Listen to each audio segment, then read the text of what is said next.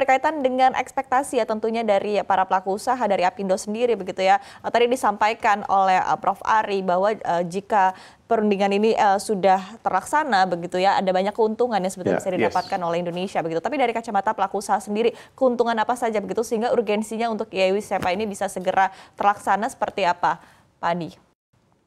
Oke, baik.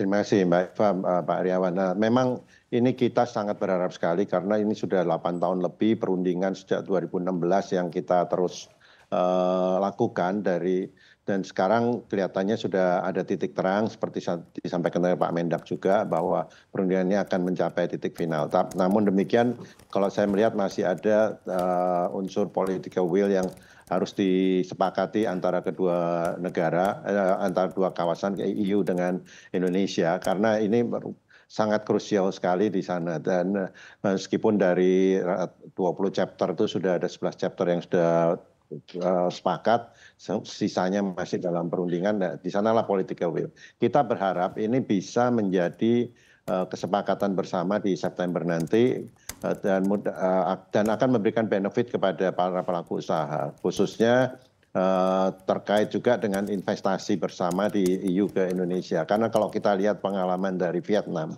dengan adanya CEPA mereka, itu investasi berdatangan di sana dan ujung-ujungnya produk Vietnam bisa masuk ke EU dengan lebih mudah dengan tarif 0% seperti itu. Nah, inilah yang kita harapkan, mulai dari tekstil, garment, sepatu, alas kaki, makanan dan minuman, dan lain sebagainya.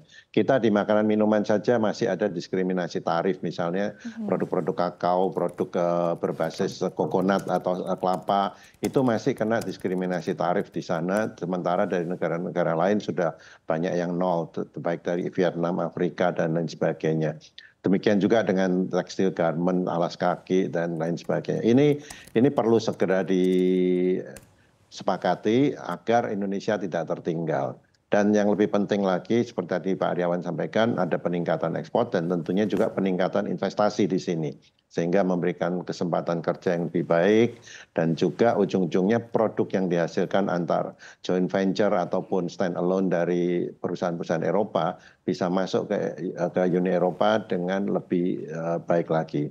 Apalagi sekarang banyak tantangan-tantangan terkait tadi mungkin sedikit disampaikan oleh Pak Aryawan mengenai UDR dan lain sebagainya. Itu tantangan-tantangan yang harus kita hadapi bersama dan mudah-mudahan dengan CEPA ini semuanya ini bisa lebih ada kesepakatan kedua belah pihak. Oke, baik. Beberapa poin yang disampaikan oleh Prof. Ari begitu ini menjadi kendala dan tadi juga seperti apa tentunya ini agar kedepannya juga ada win-win solution ya antara pemerintah Indonesia kemudian juga dengan dari Uni Eropa sendiri begitu, termasuk adalah dari sisi para pelaku usaha sendiri. Concernnya dari Apindo seperti apa, Pak Adi? Ya baik, jadi seperti tadi disampaikan Pak Ari bahwa harusnya reciprocal. Kalau pemerintah Eropa mempermasalahkan mengenai pengadaan barang dan jasa di government procurement dan lain sebagainya, tentunya kita berharap juga diberikan posisi yang sama sehingga seimbang antara kedua negara ini. Jadi itu pertama. Kemudian yang kedua, kita ingin segera menghapus diskriminasi tarif dan juga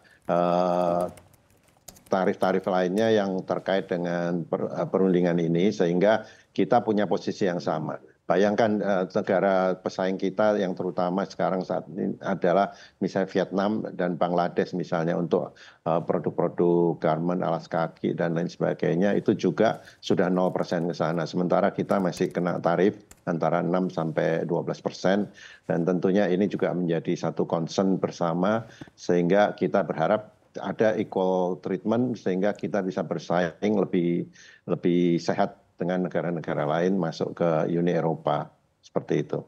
Oke, baik. Nah, ekspektasi dari para pelaku usaha sendiri begitu tadi dengan adanya mungkin dihapusnya ya diskriminasi tarif begitu sehingga mungkin kita juga bisa bersaing dengan lebih baik lagi, bisa lebih rata lagi begitu ya persaingannya antara kita dan juga negara-negara lain termasuk Vietnam begitu ya seperti apa dan tentu ekspektasi dari para pelaku usaha begitu akan bisa meningkatkan ekspor kita ke Uni Eropa seperti apa, Pak Adi?